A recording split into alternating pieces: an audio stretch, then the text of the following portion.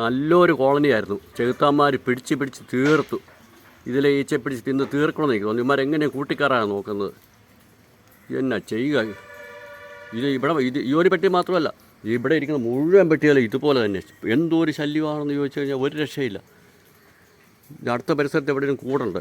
ഇതിനെ എന്നാ ചെയ്യാമെന്നറിയില്ല. ഇത്ര എണ്ണത്തിനെ 3 എണ്ണത്തിനെയും കൂടി കെട്ടി 3 പേരെയും ഒരുമിച്ച് കിട്ടി. ഇവന്മാരെ ഞാൻ ശരിയാക്കും. ഒരുത്തൻ എൻ്റെ ഇടയ്ക്ക് ഉടക്കിപ്പോയി. അവനെയൊക്കെ ഞാൻ ശരിയാക്കും. ഒരുത്തൻ എൻ്റെ അന്ന് രക്ഷപ്പെട്ടു. അവനെ ജീവിക്കത്തൊന്നുമില്ല, പരിക്ക് പറ്റിയിട്ടാണ് പോയിക്കുന്നത്. എൻ്റെ പൊന്നേ മതി. ഇവിടെ ഇരിക്കുന്ന മുഴുവൻ പെട്ടി ഇതേപടി വരുക.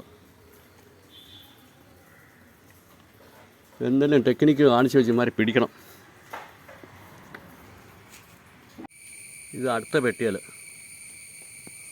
കുറച്ച് പറക്കുന്നു. വന്നു കുറച്ചുകൂടെ വന്നു. ഇതടുത്ത പെട്ടിയിൽ ചെറിയ തോതിൽ പോളിംഗ് ശതമാനം ഉയരുന്നുണ്ട്. നമുക്ക് കൈ കിട്ടിയ ഇത്രയേ ഉള്ളൂ. ബാക്കിയെല്ലാം പൊടിഞ്ഞു പോയി. ബാറ്റിനടിച്ചപ്പോൾ പൊടിഞ്ഞ് പെറുക്കാൻ മേലാത്ത പോലെ ആയിപ്പോയി. സാമാന്യം നല്ല പോളിംഗ് ആണ്. ഇതൊരു ഈച്ച പോയ പെട്ടിയാണ്. ഇതിൻ്റെ അകത്ത് അട ഇത് 3 അടയ്ക്ക് പിരിച്ചു വെച്ചിട്ട് അത് പോയി വിജയിക്കാതെ പോയൊരു കോളനിയാണ്. അപ്പോൾ അതിൻ്റെ അകത്ത് ഇപ്പോൾ ഞാനൊരു പാത്രത്തിൽ പഞ്ചസാര ലായനിട്ട് 2 കുളവിയിട്ട് വെച്ചേക്കുവാണ്. ഇനി ഇതിനെ കുളവിക്ക് കയറാവുന്ന വിടവിട്ടേ ഇതിനടപ്പ് വെക്കും.